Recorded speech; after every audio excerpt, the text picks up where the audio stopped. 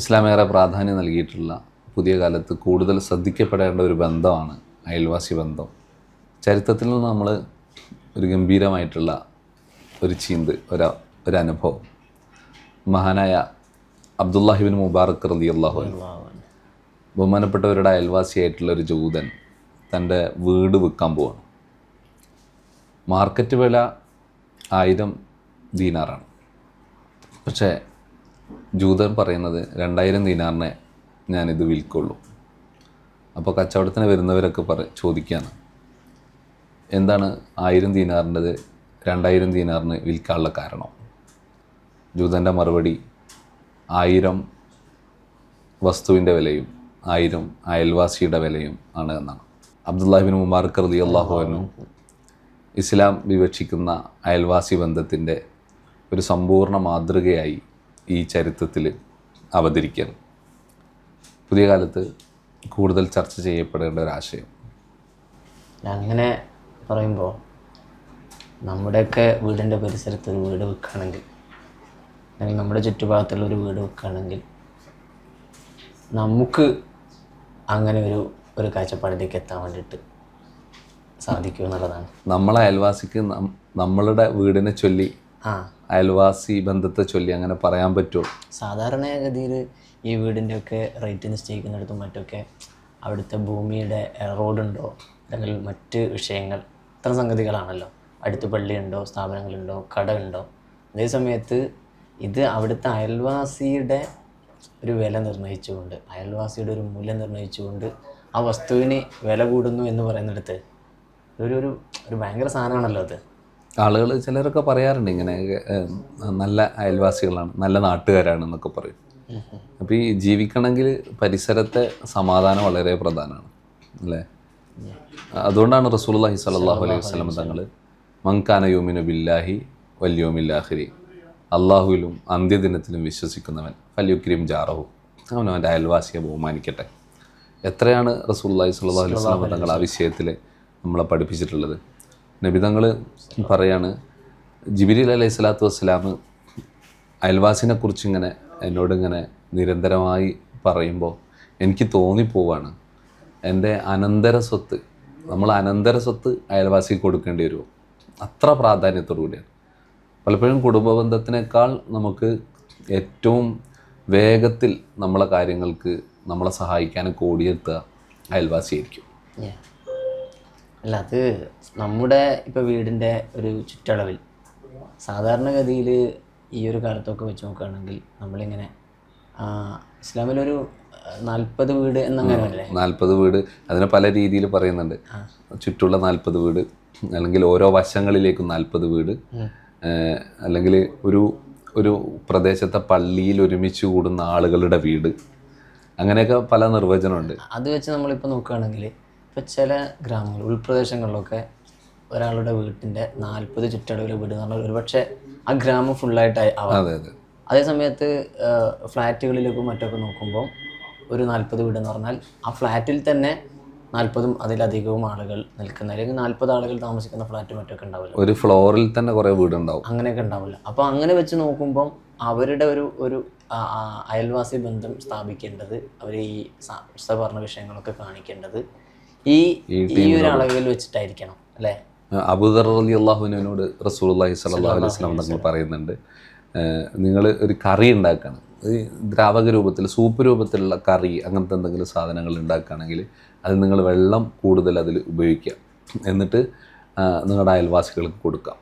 അതിൽ മഹാനായ ഇമാം അബുലൈസ് സമർഖന്ദി റളിയല്ലാഹു അൻഹു അവിടുത്തെ തംബീഉൽ ഗാഫിലീനിൽ പറയുന്നുണ്ട്, നിങ്ങൾ ഒരു കറി ഉണ്ടാക്കി ആ കറിയുടെ വാസന അയൽവാസിയുടെ ഒരു വീട്ടിലേക്ക് എത്തിയിട്ടുണ്ടെങ്കിൽ അവിടെ എത്തിക്കണം. അപ്പോഴവിടെ ഒരു സംശയം ഉണ്ടാവും, ഈ വെള്ളം അധികരിപ്പിച്ചിട്ടാണെങ്കിൽ നിങ്ങൾ അയൽവാസിക്ക് എത്തിക്കണം എന്ന് പറഞ്ഞാൽ ശരിക്കും ഒരു പാവപ്പെട്ടവരോടുള്ള നിർദ്ദേശമായിരിക്കും അല്ലേ? ഈ അയൽവാസികളുടെ ബന്ധത്തിൻ്റെ പ്രാധാന്യം ബോധ്യപ്പെടുത്താൻ വേണ്ടിയിട്ട്. ഇത് വലിയ സാമ്പത്തിക ചുറ്റളം ഇല്ലാതെ ഒരു ടീമിനോടുള്ള അടയാളപ്പെടുത്തലായിരിക്കില്ല. അതേ സമയത്ത് നല്ല സാമ്പത്തിക ശേഷിയുള്ളവർ അങ്ങനെ ആയിരിക്കില്ലല്ലോ കൊടുക്കേണ്ടി വരിക. സാധാരണ രീതിയിൽ അവർ കൊടുക്കണം, അവർക്കുള്ള പോലെ കൊടുക്കണം. എങ്ങനെയാണോ അവർ ഭക്ഷണം ഉണ്ടാക്കുന്നത് ആ രീതിയിൽ കൊടുക്കണം എന്നുള്ളതാണ്. പ്രത്യേകിച്ച് നമ്മളിപ്പോൾ പറയുന്ന പോലെയല്ല, ഒരുപാട് സാധാരണ മനുഷ്യരൊക്കെ പോലെയല്ല ഈ കുട്ടികൾ, ചിലപ്പോൾ സ്ത്രീകൾ ചില അവസ്ഥകളിൽ അവർക്കൊക്കെ ഈ ഭക്ഷണത്തിൽ ആഗ്രഹം ഉണ്ടാവും. ഇപ്പോൾ നമുക്കറിയാലോ, ചരിത്രത്തിൽ ഒരു ചെരുപ്പൂത്തിയുടെ ഒരു ചരിത്രം, ഹജ്ജിന് പോകുന്നൊരു ചരിത്രം പറയുന്നതാണ്. ഒരുപാട് കാലത്തെ സമ്പാദ്യം ഹജ്ജിന് പോകാൻ ഒരുമിച്ച് കൂട്ടി വെച്ചു. അങ്ങനെ ഭാര്യ ഗർഭിണിയാണ്. അപ്പോഴാണ് ഭാര്യയ്ക്കൊരു വാസന അയൽപക്കത്തു നിന്ന് ഇങ്ങനെ വരുന്നത്, ഈ ഇറച്ചി പാകം ചെയ്യുന്ന വാസന. അപ്പോൾ ഭാര്യ പറഞ്ഞു, ഗർഭിണികൾക്ക് സ്വാഭാവികമായിട്ടും ഇങ്ങനെ വാസന വന്നാൽ ആഗ്രഹം ഉണ്ടാവുമല്ലോ, അപ്പോൾ അതെനിക്ക് വേണമെന്ന് പറഞ്ഞു. അപ്പോൾ ഈ മനുഷ്യൻ എന്ത് ചെയ്തു, എവിടെ നിന്നാണ് ആ വാസന വരുന്നത് തേടിപ്പോയി ആ വീട്ടിലെത്തി. എന്നിട്ട് അവരോട് ചോദിച്ചു. അപ്പോൾ അവർ പറഞ്ഞു, ഇത് ഞങ്ങൾക്ക് ഹലാലാണ്, നിങ്ങൾക്ക് ഹറാമാണ്. കാരണം അറുക്കപ്പെട്ട മാംസമല്ല കഴിക്കുന്നത്. പക്ഷെ ഇവർ പട്ടിണി കൊണ്ട് ജീവിതം നിലനിർത്താൻ വേണ്ടി കഴിക്കുകയാണ്. ആ സമയത്ത് ബഹുമാനപ്പെട്ടവർ എന്ത് ചെയ്യുന്നത്, ഈ ചെരുപ്പൂത്തി താൻ ഹജ്ജിന് വേണ്ടി എടുത്തു വെച്ച ക്യാഷ് മുഴുവനും ഈ അയൽവാസികൾ കൊടുക്കണം. എത്തിയ മക്കളാണ്, വിധവയായ സ്ത്രീയാണ്. അപ്പോൾ അവരോട് എൻ്റെ വലിയ ഉത്തരവാദിത്വം അത് നിർവഹിക്കണം. ആ ഒരു ചരിത്രത്തിൻ്റെ അല്ലെങ്കിൽ ആ ഒരു സംഭവത്തിൻ്റെ ഒരു പൂർണ്ണത എന്ന് പറയുന്നത്, ആ വർഷത്തെ ഹജ്ജ് സ്വീകരിക്കാൻ സാധ്യതയില്ലാത്ത ആളുകളുടെ ഹജ്ജ് പോലും അള്ളാഹു സ്വീകരിച്ചു എന്നാണ്. എങ്ങനെയാണ് സ്വീകരിച്ചത്? ഹജ്ജ് ചെയ്യാത്ത ഒരാളുടെ കാരണങ്ങൾ കൊണ്ട്. അപ്പോൾ ഇങ്ങനെ ചരിത്രത്തിൽ നമുക്ക് കാണാം അയൽവാസി ബന്ധത്തിൻ്റെ ആ വലുപ്പം എന്ന് പറയുന്നത്. അതുപോലെ ഈ അയൽവാസിയുമായി ബന്ധപ്പെട്ട് പ്രശ്നങ്ങളില്ലാതിരിക്കാനുള്ള സൂക്ഷ്മതകൾ. ഒരു നിസ്കാരം കഴിഞ്ഞ് സുബഹി പ്രഭാത നിസ്കാരം കഴിഞ്ഞ് ഒരു സഹാബിയെ കാണാനില്ല, പെട്ടെന്ന് എഴുന്നേറ്റ് പോകും. നിസ്കാരം കഴിഞ്ഞാൽ ദുആവും വിക്രൊക്കെ ഉണ്ടാവും, എഴുന്നേറ്റ് പോവുക. ഈ സഹാബി വേഗത്തിൽ എഴുന്നേറ്റ് പോകും. അപ്പോൾ റസൂലുള്ളാഹി പിന്നെ അത് അന്വേഷിച്ചു സ്വല്ലല്ലാഹു അലൈഹി വസല്ലം. അപ്പോൾ അറിയാൻ കഴിഞ്ഞത്, തൻ്റെ അയൽവാസിയായിട്ടുള്ള ജൂതൻ്റെ വീട്ടിൽ നിന്ന് അദ്ദേഹത്തിൻ്റെ ഈത്തപ്പന മരങ്ങളിൽ നിന്ന് ഈ ഈത്തപ്പഴങ്ങൾ തൻ്റെ പറമ്പിലേക്ക് വീഴും. അത് തൻ്റെ മക്കൾ രാവിലെ എടുത്ത് കഴിക്കും. അത് കഴിക്കാണ്ടിരിക്കാൻ വേണ്ടി അത് പെറുക്കി അങ്ങോട്ടിടാനാണ്. അപ്പോൾ അതിൻ്റെ പേരൊരു പ്രശ്നമോ ഒരു അദ്ദേഹത്തിന് ഇഷ്ടമില്ലാത്ത ഒരു പ്രവർത്തനം ഞങ്ങളുടെ ഭാഗത്തു നിന്ന് ഉണ്ടാകുകയോ ചെയ്യാണ്ടിരിക്കാൻ വേണ്ടിയുള്ള ഒരു സൂക്ഷ്മതയാണ് ഇത് കാണുന്നത്. ഇങ്ങനെ ഒരുപാട് സംഭവങ്ങൾ ചരിത്രത്തിൽ നമുക്ക് കാണാൻ കഴിയും മാതൃകാപൂർണ്ണമായിട്ട്. ശരിക്കും ഇസ്ലാമിൽ നിങ്ങളെ അയൽവാസിയോടുള്ള ബന്ധം സുരക്ഷിതമല്ലെങ്കിൽ, അല്ലെങ്കിൽ അയൽവാസിയെ നിങ്ങൾ വെറുപ്പിച്ച് കഴിഞ്ഞാൽ നിങ്ങളുടെ ഈമാൻ ശരിയാവില്ല എന്ന അർത്ഥത്തിലല്ലേ? അതെ അതെ. അങ്ങനെ മുത്തനബി സല്ലല്ലാഹു അലൈഹി വസല്ലം 3 തവണ ലായുമിനു എന്ന് പറഞ്ഞിട്ട് മുഅ്മിനാവില്ല 3 തവണ ആവർത്തിച്ച് പറഞ്ഞത്. ഹത്ത ഇങ്ങനെ പറഞ്ഞത്, എൻ്റെ അയൽവാസി തന്നിൽ നിന്ന് തൻ്റെ പ്രവർത്തനങ്ങളിൽ നിന്ന് നിർഭയനാകുന്നത് വരെ മുഅ്മിനാവില്ല എന്നുള്ളതാണ്. അപ്പോൾ നമ്മൾ അങ്ങനെ വെച്ച് നോക്കുമ്പോൾ അയൽവാസികളോടുള്ള നമ്മുടെ ഒരു ബന്ധം എന്ന് പറയുന്നത്, നമ്മൾ അവർക്ക് ശല്യമാവാതിരിക്കുക, അവരെ വേദനിപ്പിക്കാതിരിക്കുക എന്ന് മാത്രമാണ്. അല്ല അതിൻ്റെ അപ്പുറത്തേക്ക് നിരന്തരം അവരുമായിട്ടുള്ള സമ്പർക്കം, അവരുടെ വീടുകളിൽ സന്ദർശനം നടത്തുക, അവരുമായിട്ട് അങ്ങോട്ടും ഇങ്ങോട്ടും സംസാരിക്കുക, സ്നേഹം പങ്കിടുക, അത്തരം സംഗതികളൊക്കെ ഇതിൽ വരില്ലേ? ഇതിന് നല്ലൊരു ശരിക്കും അടുത്തുള്ള ആളുകളാവുമ്പോൾ സ്വാഭാവികമായിട്ടും അടുപ്പം വേണ്ടിയും കൂടുതൽ അടുപ്പമായാലും അത് ബുദ്ധിമുട്ടാവും. അപ്പോൾ ഒരു മധ്യമ നിലപാടുണ്ടല്ലോ, നമ്മളൊരു ഉമ്മത്തം വസത്തയാണല്ലോ, മിഡ് സ്ട്രീം, ഒരു മധ്യമ നിലപാട് ഉണ്ടാവേണ്ട ആളുകളാണ്. അപ്പം കണ്ടാൽ സലാം പറയുക, വിശേഷങ്ങൾ ചോദിക്കുക, അവൻ്റെ പ്രശ്നങ്ങളെ ചുഴിന്ന് അന്വേഷിക്കരുത് അല്ലേ. എന്തെങ്കിലും പറ്റിയിട്ടുണ്ടെങ്കിൽ അതെന്താ എന്ന് പറഞ്ഞ് ചോദ്യങ്ങളെ കൊണ്ട് അവനെ വല്ലാതെ ബുദ്ധിമുട്ടാക്കരുത്. അവനൊരു താല്പര്യത്തിൻ്റെ പരിധി വരെയൊക്കെ നമ്മൾ ചോദിക്കാൻ പാടുള്ളൂ. വിശേഷങ്ങൾ ചോദിക്കണം. ഇതിലിങ്ങനെ ബഹുമാനപ്പെട്ട ഇമാം ഗസാലി റളിയല്ലാഹു അൻഹു അവിടുത്തെ ഹിയയിലും അതുപോലെ ഒരുപാട് ഗ്രന്ഥങ്ങളിൽ നമുക്ക് കാണാൻ പറ്റും. അവരുടെ വിഷമങ്ങൾ വരുമ്പോൾ അവരെ സമാധാനിപ്പിക്കണം, അവർക്കൊരു പ്രതീക്ഷ കൊടുക്കണം. അവർക്ക് സന്തോഷം വരുമ്പോൾ നമ്മൾ സന്തോഷിക്കണം. അവർക്ക് നേട്ടങ്ങൾ ഉണ്ടാകുമ്പോൾ അഭിനന്ദിക്കണം എന്ന് വരെ പറഞ്ഞിട്ടുണ്ട്. ഒരു നേട്ടങ്ങൾ ഉണ്ടാകുമ്പോൾ അഭിനന്ദിക്കണം. അവരുടെ കുട്ടികളെയൊക്കെ സ്നേഹത്തോടെ കാണണം. അതേപോലെ കടമൊക്കെ ചോദിച്ചാൽ കൊടുക്കണം. ഒരു അയൽവാസിനോട് കടം ചോദിക്കുക എന്നൊക്കെ പറഞ്ഞാൽ പെട്ടെന്ന് ഇപ്പം പറഞ്ഞല്ലോ, ഈ അവരുടെ എന്തെങ്കിലും ആ വീട്ടിൽ ഒരു സന്തോഷം ഉണ്ടായാലും അഭിനന്ദിക്കണം. ഇപ്പോൾ ഈ ഇതിൻ്റെ ഇടയിലായിട്ട് ഞാൻ 1-2 വീഡിയോസ് മറ്റൊക്കെ കണ്ടായിരുന്നു. ഇപ്പം നമ്മുടെയൊക്കെ നാടിൻ്റെ അടുത്ത് ഒരു വീട്ടിൽ നിന്ന് ഒരു കുട്ടി ഹാഫിളായിട്ട് വരുന്നു. ആ ഹാഫിളായിട്ട് വരുന്ന കുട്ടിക്ക് ആ ചുറ്റുഭാഗത്തുള്ള മുഴുവൻ ആളുകളും ചേർന്നുകൊണ്ട് പറഞ്ഞാൽ ഈ വീടിൻ്റെ ചുറ്റുഭാഗത്തുള്ള മുഴുവൻ ആളുകളും വന്ന് ഗംഭീര സ്വീകരണം കൊടുക്കും എന്ന് പറഞ്ഞാൽ ഇപ്പം പറഞ്ഞ പ്രകാരമാണെങ്കിൽ വലിയ സന്തോഷം എന്ത് ചെയ്യാണ് ചുറ്റുഭാഗത്തുള്ള അയൽവാസികൾ ഉൾപ്പെടെ. കാരണം നമ്മുടെ ചുറ്റളവിൽ നിന്ന് ഒരു കുട്ടി ഹാഫിളായപ്പോൾ ഒരു വീട്ടിലൊരു സന്തോഷം ഉണ്ടായപ്പോൾ അതിലെല്ലാവരും അങ്ങോട്ട് പങ്കുചേരുന്ന ഒരവസ്ഥയാണ്. ഈ പിന്നെ ഒന്നാമത് ഈ അയൽപ്പക്കത്ത് നന്മ ഉണ്ടാകുക എന്ന് പറഞ്ഞാൽ ആ നന്മയുടെ ഗുണഭോക്താക്കൾ നമ്മൾ കൂടിയാണ്. അവിടെ അത്രയും സംസ്കാരം ഉണ്ടാകും, അവിടെ അത്രയും സമാധാനം ഉണ്ടാകും. അയൽപ്പക്കക്കാരനൊരു സാമ്പത്തിക പുരോഗതി ഉണ്ടായാലും ഇന്നത്തെ ഒരു അസൂയയുടെ ഒരു കാലമാണ്. അപ്പുറത്തൊരാൾ കുറച്ച് പുരോഗതി ഉണ്ടായാലും ഇപ്പുറത്ത് അസൂയ. അവിടെ പുരോഗതി ഉണ്ടായാലും നമ്മൾ അൽഹംദുലില്ലാ പറയണം. കാരണം എന്താ വെച്ചാൽ നമ്മൾ അവരെ നോക്കുന്നതിൽ നമ്മൾ സുരക്ഷിതരായല്ലോ. അള്ളാഹു ചോദിക്കില്ലല്ലോ ഒരിക്കൽ നമ്മൾ കൊടുക്കാണ്ട് അല്ലേ, അവർക്കൊരു ബുദ്ധിമുട്ടുണ്ടാവാൻ നമ്മൾ കൊടുക്കണമല്ലോ, അത് നമുക്കില്ലല്ലോ. ഒരു സംഭവം പറയുന്നുണ്ട്, ആഖിറത്തിൽ വെച്ച് ചില ആളുകൾ പറയും, പഠിച്ചോനെ ഇവൻ ഏതാണെന്നറിയോ, എൻ്റെ ആവശ്യങ്ങൾക്ക് മുമ്പ് മുന്നിൽ വാതിൽ കൊട്ടിയടച്ച് എൻ്റെ അയൽവാസിയാണ് എന്ന് പറഞ്ഞ് നമുക്കെതിരെ സംസാരിക്കുന്ന അനുഭവം വരെ ആഖിറത്തിലുണ്ടാവുന്നതാണ്. സാധാരണ ഈ നമ്മളൊക്കെ ചെറുപ്പത്തിൽ അല്ലെങ്കിൽ ഏത് കുട്ടികളും ചെറിയ പ്രായത്തിൽ നമ്മളിങ്ങനെ ചുറ്റുപാടുള്ള എല്ലാ വീടുകളും ഇങ്ങനെ പോകും. ഈ സ്കൂളൊക്കെ വെക്കേഷനുള്ള സമയങ്ങളിലൊക്കെ എല്ലാ വീടുകളിലും കയറി ഇങ്ങനെ ഓരോ കൂട്ടുകാരുടെ വീട്ടിലും കയറി അപ്പം നല്ല ബന്ധമായിരിക്കും എല്ലാ കൂട്ടുകാരും. അതിങ്ങനെ ക്രമേണ നമ്മളിങ്ങനെ വലുതായി വരുമ്പോഴത്തേക്ക് സ്വാഭാവികമായിട്ടും ഈ വീട് സന്ദർശനം പോലെയുള്ള വിഷയങ്ങൾ നമ്മളത് ഒന്നുകിൽ ഒരു പെരുന്നാളിലേക്ക് ഒതുക്കി. ഇപ്പോഴത്തെ കാലത്ത് പെരുന്നാളിനും അങ്ങനെ കൂടുതലായിട്ട് ആളുകൾ വീടുകളിൽ കയറുന്നില്ല. ഒരു പക്ഷേ പുരുഷന്മാരെക്കാൾ കൂടുതൽ ഈ ബന്ധം കീപ്പ് ചെയ്യുന്നത് സ്ത്രീകളായിരിക്കും.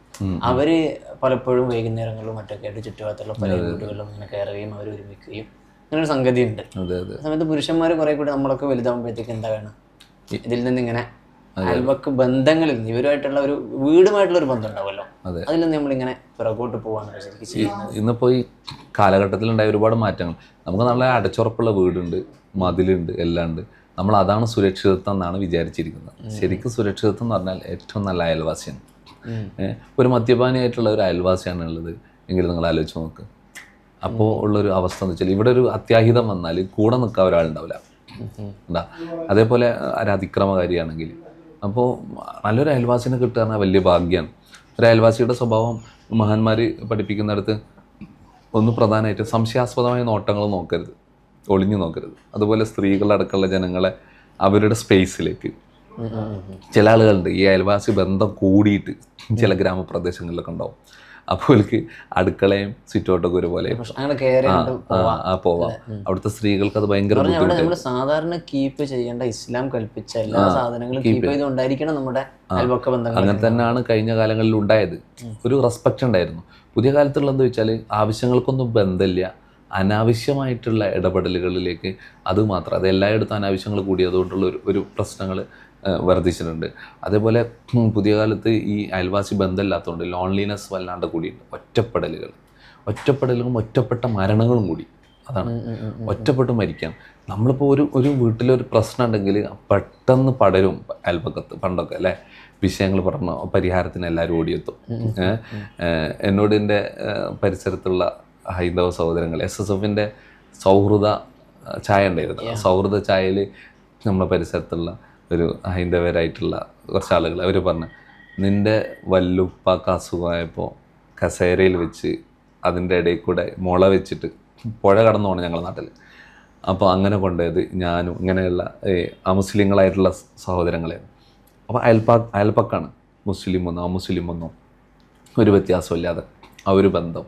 അതാണ് റസൂലുള്ളാഹി സ്വല്ലല്ലാഹു അലൈഹി വസല്ലം തങ്ങൾ പറഞ്ഞത്, നിങ്ങൾ അയൽവാസി പട്ടിണി നടക്കുമ്പോൾ വയറ് നിറച്ച് നിന്നവൻ നമ്മളിൽപ്പെട്ടവനല്ല. ഈ അയൽവാസി എന്ന് പറഞ്ഞാൽ ഇമാമാർ വിശദീകരിക്കുന്നത് എല്ലാത്തരം അയൽവാസി, അതിന് മതവും ജാതി വ്യത്യാസമൊന്നുമില്ല. അല്ലേ ശരിക്കും അയൽപക്കം എന്ന് ഒരു കൊടുക്കൽ വാങ്ങൽ ബന്ധം കൂടി ഉണ്ടല്ലോ.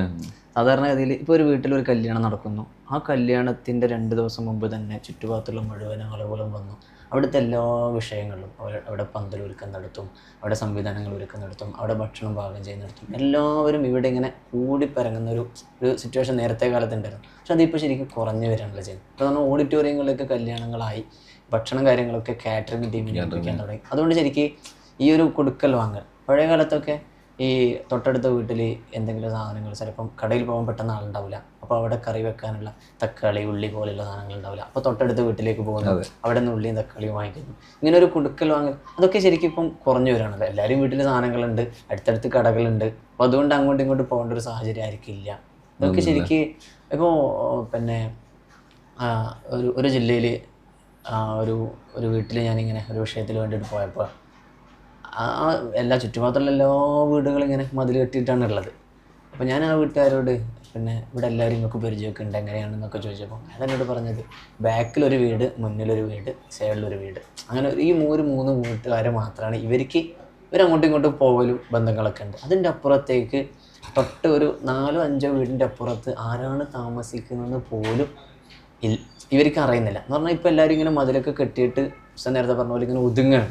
ശരിക്കും അതിനെ നമ്മൾ മറികടക്കണ്ടേ? ഈ അയൽവാസി ബന്ധത്തിന് ഇത്രയും പ്രാധാന്യം ഇസ്ലാം കൽപ്പിച്ച സ്ഥിതിക്ക് ഇതൊക്കെ നമ്മൾ മറികടക്കണ്ടേ? ഈ നേരത്തെ പറഞ്ഞ ലോൺലിനെസ്സിലേക്ക് വരുന്നത് ഈ ഇൻഡിവിജ്വലിസം, വ്യക്തി, ഞാൻ, എൻ്റേത്, എൻ്റെ ഭാര്യ, മക്കൾ, അവിടുന്ന് പോയിപ്പോൾ ഞാൻ, എൻ്റെ വരുമാനം, എൻ്റെ എൻ്റർടൈൻമെൻറ്റ്, എൻ്റെ റൂള്, എൻ്റെ ജീവിതം, ഇങ്ങനെയൊക്കെ പറയുന്ന ഒരു ലിബറൽ കാലത്തെ ഒരു തെറ്റായിട്ടുള്ള ചില മനോഭാവങ്ങൾ അത് വലിയ അപകടങ്ങളിലേക്ക് കാര്യങ്ങൾ കൊണ്ടുപോകുന്നു എന്നുള്ളതാണ്.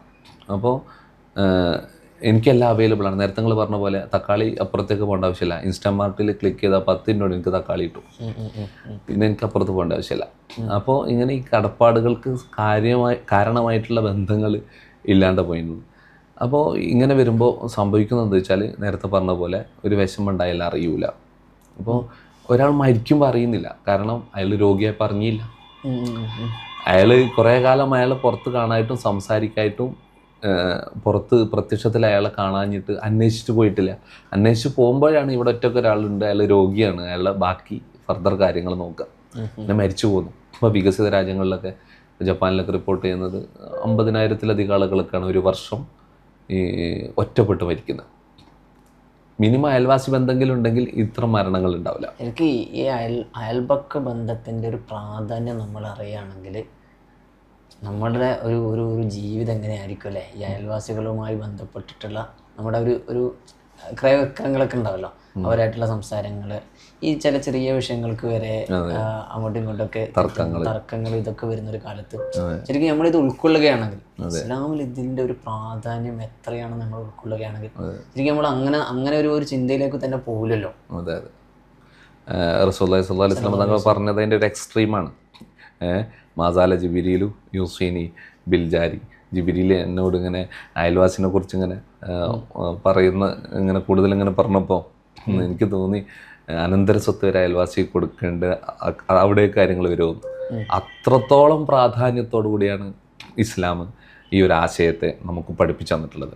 പ്രത്യേകിച്ച് ഈ വിശുദ്ധമായ റമദാനിൻ്റെ ഈ ധന്യമായിട്ടുള്ള ഈ ദിനങ്ങളിൽ നമ്മൾ ജീവിതത്തിൽ തിരിച്ചു കൊണ്ടുവരേണ്ട മൂല്യങ്ങളിൽ വളരെ പ്രധാനപ്പെട്ട ഒരു മൂല്യമാണ് ബന്ധങ്ങൾ. ആ ബന്ധങ്ങളിൽ ഏറ്റവും പ്രധാനപ്പെട്ടതാണ് അയൽപക്ക ബന്ധം എന്ന് പറഞ്ഞുകൊണ്ട് നമുക്ക് അവസാനിപ്പിക്കാം. സന്തോഷങ്ങൾ. അസ്സലാമു അലൈക്കും.